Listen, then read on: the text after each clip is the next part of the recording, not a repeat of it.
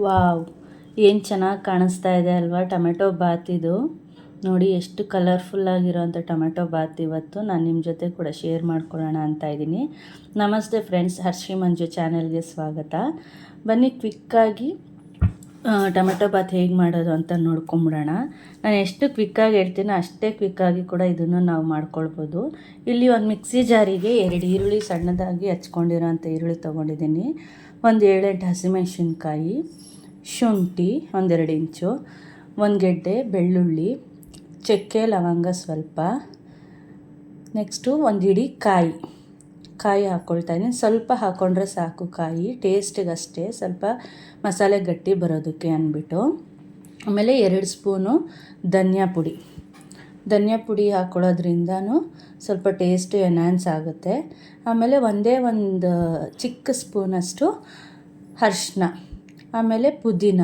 ಇಲ್ಲಿ ಮೇಯ್ನ್ ನಾನು ಯೂಸ್ ಮಾಡ್ತಾ ಇರೋದು ಪುದೀನದಿಂದನೇ ಬಾತ್ಗಳು, ಯಾವುದೇ ಬಾತ್ಗಾಗಲಿ ತುಂಬ ಚೆನ್ನಾಗಿ ಫ್ಲೇವರ್ ಕೊಡೋ ಅಂಥದ್ದು. ಇಷ್ಟನ್ನು ನುಣ್ಣಗೆ ರುಬ್ಕೊಳ್ಬೇಕು. ಇದಾದಮೇಲೆ ನೆಕ್ಸ್ಟು ಸ್ಟವ್ ಮೇಲೆ ಒಂದು ಕುಕ್ಕರ್ ಇಟ್ಕೊಂಡಿದ್ದೀನಿ. ಒಗ್ಗರಣೆ ಮಾಡ್ಕೊಳ್ಬೇಕು ಫಸ್ಟು. ಇದಕ್ಕೆ ಎಣ್ಣೆ, ಸಾಸಿವೆ, ಕರಿಬೇವು ಹಾಕ್ಕೊಂಡು ನೆಕ್ಸ್ಟು 2 ಈರುಳ್ಳಿ ತೊಗೊಬೇಕು. ಇದು ಸಣ್ಣದಾಗಿ ಉದ್ದದಾಗಿ ಹೆಚ್ಕೊಂಡಿರೋಂಥ ಈರುಳ್ಳಿ. ಇದು ಚೆನ್ನಾಗಿ ಫ್ರೈ ಮಾಡಿಕೊಂಡು ಫುಲ್ಲು ಟ್ರಾನ್ಸ್ಪರೆಂಟ್ ಆಗೋ ತನಕ ಫ್ರೈ ಮಾಡ್ಕೊಳ್ಬೇಕು. ನೋಡಿ ಎಷ್ಟು ಚೆನ್ನಾಗಿ ಆಗ್ತಾಯಿದೆ ಅಂತಂದರೆ ಮಕ್ಕಳು ತುಂಬ ಇಷ್ಟಪಟ್ಟು ತಿಂತಾರೆ.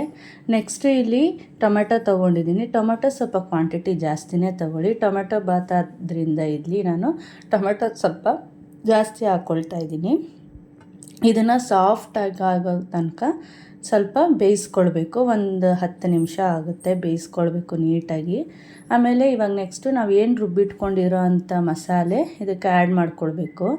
ಆ್ಯಡ್ ಮಾಡಿಕೊಂಡು ಚೆನ್ನಾಗಿ ಇದು ಕುದಿಸ್ಕೊಬೇಕು. ಬರೀ ಮಸಾಲೆನೇ ಒಂದು 5 ನಿಮಿಷ ಕುದಿಸ್ಕೊಳ್ಬೇಕು. ನೋಡಿ, ಇದು ಚೆನ್ನಾಗಿ ಮಸಾಲೆಗೆ ಈರುಳ್ಳಿ ಟೊಮೆಟೊ ಎಲ್ಲ ಹೊಂದ್ಕೊಂಡು ಚೆನ್ನಾಗಿ ಒಂದು ಥರ ಎಣ್ಣೆ ಬಿಟ್ಕೊಳ್ಳುತ್ತೆ.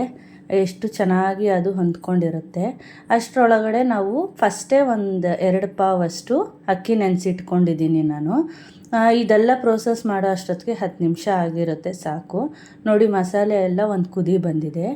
ಅಕ್ಕಿ ನಾವೇನು ನೆನೆಸಿಟ್ಕೊಂಡಿರ್ತೀವೋ ಅದೇ ಅಕ್ಕಿನ ಇಲ್ಲಿ ಹಾಕ್ಕೊಳ್ತಾ ಇದ್ದೀನಿ. ಅಕ್ಕಿ ಹಾಕ್ಕೊಂಡು ನಾನಿಲ್ಲಿ 2 ಗ್ಲಾಸ್ ಅಕ್ಕಿಗೆ 3.5 ಗ್ಲಾಸು ನೀರು ಹಾಕ್ಕೊಳ್ತಾ ಇದ್ದೀನಿ. ಯಾಕಂತಂದರೆ ಬಾತ್ಗಳಿಗೆಲ್ಲ ಒಂದು ಸ್ವಲ್ಪ ನೀರು ಕಡಿಮೆ ಇಟ್ಟರೆ ಉಡಿಯಾಗಿ ಚೆನ್ನಾಗಾಗುತ್ತೆ, ಉದ್ರಾಗಿ. ಲಾಸ್ಟಲ್ಲಿ ರುಚಿಗೆ ತಕ್ಕಷ್ಟು ಉಪ್ಪು ಹಾಕ್ಕೊಂಡು ಒಂದೇ ಒಂದು ವಿಷಿಲ್ ಕೂಗಿಸ್ಕೊಂಡ್ರೆ ಸಾಕು. ವಿಷಿಲು ಇದಕ್ಕೆ 2-3 ಹಾಕಿಸ್ಬಾರ್ದು, ಒಂದೇ ವಿಷಿಲ್ ಸಾಕು.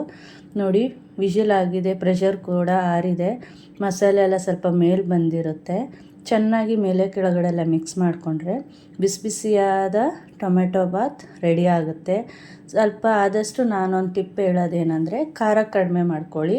ಮಕ್ಕಳು ಕೂಡ ತುಂಬಾ ಇಷ್ಟಪಟ್ಟು ತಿಂತಾರೆ, ತುಂಬ ಟೇಸ್ಟಿ ಕೂಡ ಅನಿಸುತ್ತೆ. ಖಾರ ಆಗೋದ್ರೆ ಬಾತ್ಗಳು ಅಷ್ಟು ಚೆನ್ನಾಗಿ ಆಗೋದಿಲ್ಲ, ಎಲ್ಲರೂ ಇಷ್ಟಪಡೋದಿಲ್ಲ. ನೋಡಿ, ಉದ್ರಾಗಿ ಆಗಿರುವಂಥ ಬಿಸಿ ಟೊಮೆಟೊ ಬಾತ್ ಈಗ ರೆಡಿಯಾಗಿದೆ. ಈ ರೆಸಿಪಿ ಕೂಡ ನಿಮ್ಗೆ ಇಷ್ಟ ಆಗಿದೆ ಅಂತ ಅಂದ್ಕೊಳ್ತೀನಿ. ಕ್ವಿಕ್ಕಾಗಿ ಮಾಡ್ಕೊಳ್ಳೋ ಅಂಥದ್ದು. ಇಷ್ಟ ಆಗಿದ್ದರೆ ಲೈಕ್ ಮಾಡಿ, ಶೇರ್ ಮಾಡಿ, ಸಬ್ಸ್ಕ್ರೈಬ್ ಕೂಡ ಆಗಿ. ಇನ್ನೂ ಹಲವಾರು ಕ್ವಿಕ್ಕಾಗಿ ಮಾಡ್ಕೊಳ್ಳೋಂಥ ಬ್ರೇಕ್ಫಾಸ್ಟ್ ರೆಸಿಪೀಸ್ ನಿಮ್ಮ ಜೊತೆ ಶೇರ್ ಮಾಡ್ತಾ ಇರ್ತೀನಿ. Thank you.